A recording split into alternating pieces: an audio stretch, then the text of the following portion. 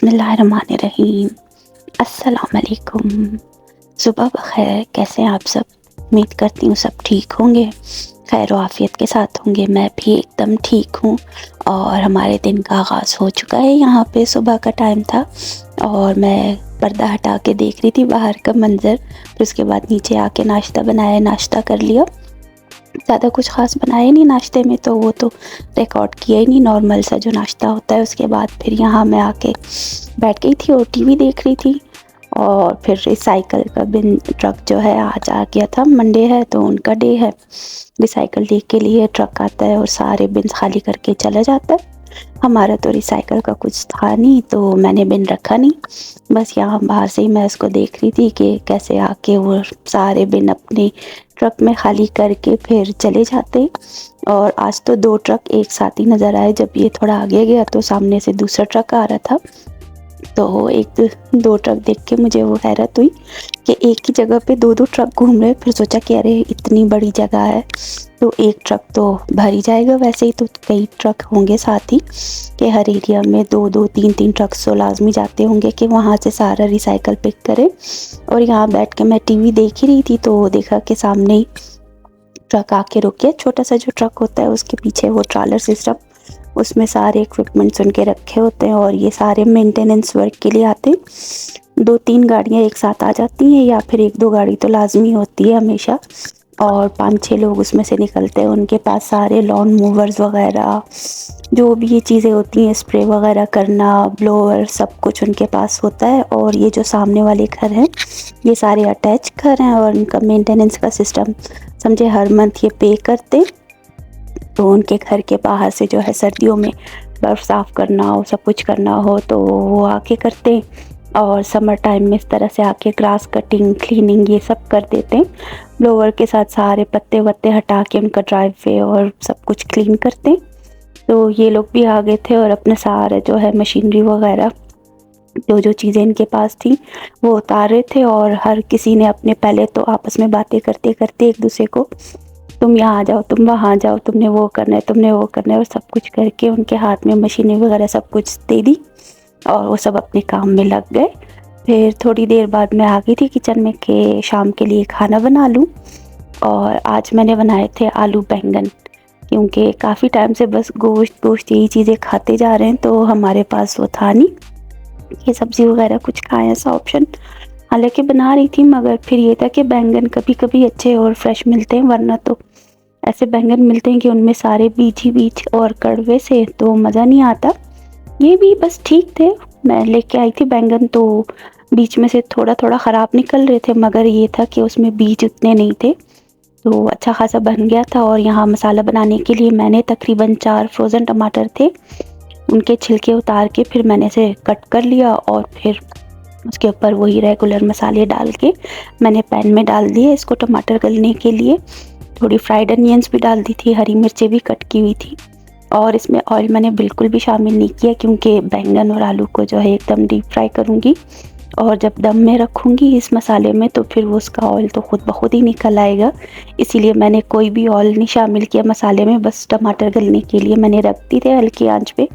तब तक मैंने जो है आलू और बैंगन फ्राई करना स्टार्ट कर दिए। डीप फ्राई करके मैं इनको भी जो है फिर मसाले में शामिल कर दूँगी और फिर थोड़ी सी जो है ड्राई मेथी शामिल करके थोड़ा सा मिक्स करके मसाले में, और आंच बिल्कुल हल्की करके मैंने ढक्कन लगा के इसको दम पे रख दिया था।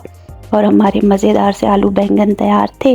एंड में बस चूल्हा बंद करके मैंने ऊपर से फ्रेश धनिया काट के भी डाल दिया और हमारा खाना तैयार था। फिर उसके बाद जो है सिर्फ रोटियाँ ही बनानी थी। और आज का दिन भी वैसा ही क्लाउडी सा वेदर था और यूं ही मौसम चल रहा था। उसके बाद हम लोगों ने तकरीबन 6 बजे 5:30 तक, बल्कि 5 या सवा 5 थे शायद, उस टाइम तक हमने खाना खा लिया था आराम से। ग्रीन टी भी बना ली, फिर उसके बाद ग्रीन टी पी और बाहर एकदम से जो है फिर बादल गहरे होते गए, लेकिन बारिश तो उस वक्त नहीं हुई खैर। मगर ये था कि हवा बहुत ही शदीद चल रही थी और इतनी ज़ोर ज़ोर से आवाज़ें थी, शू शू की आवाज़ें आई जा रही थी।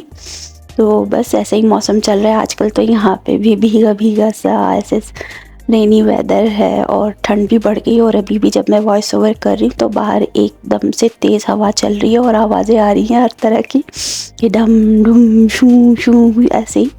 तो बस ये वेदर चल रहा है। आप लोग बताएं आपकी तरफ कैसा वेदर है, पाकिस्तान में समझे या फिर कहीं और जो मौसम चल रहा है जिनके अपने मुल्क में या शहर में जहाँ से लोग देख रहे हैं।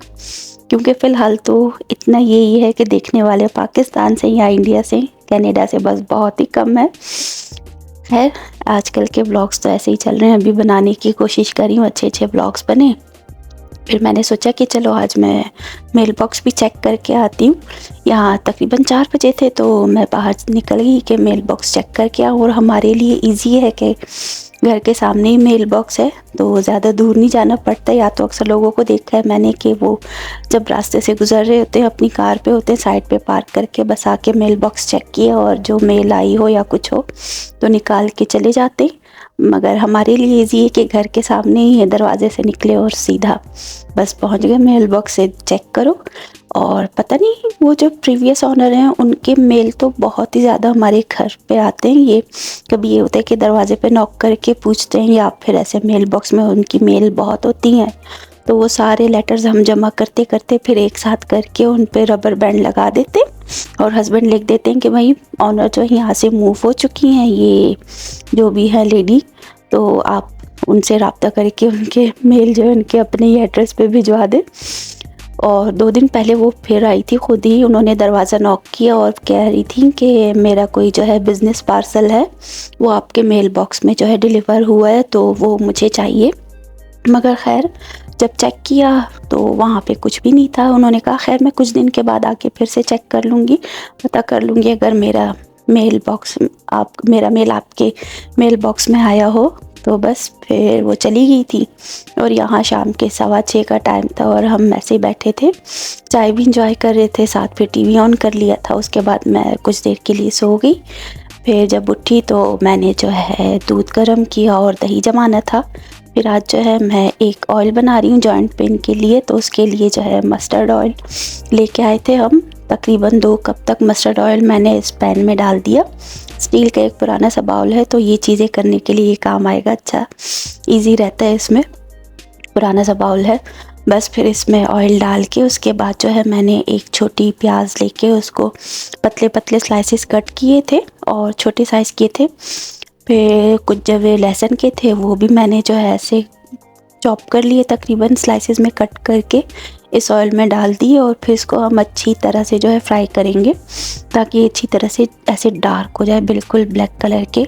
साथ ही इसमें जो है 1 खाने का चम्मच भर के लौंग शामिल कर दी, 1 खाने का चम्मच काली मिर्च, साबित काली मिर्च और 1 खाने का चम्मच जो है भर के मेथी दाना। बस इनको डाल के और एकदम से बॉयल आने देंगे। जब पूरे ऐसे बबल से बनने लगे ऑयल में तब जो है टाइम्स देख लें कि तकरीबन 15 मिनट तक तो इसको अच्छी तरह से फ्राई कर लें।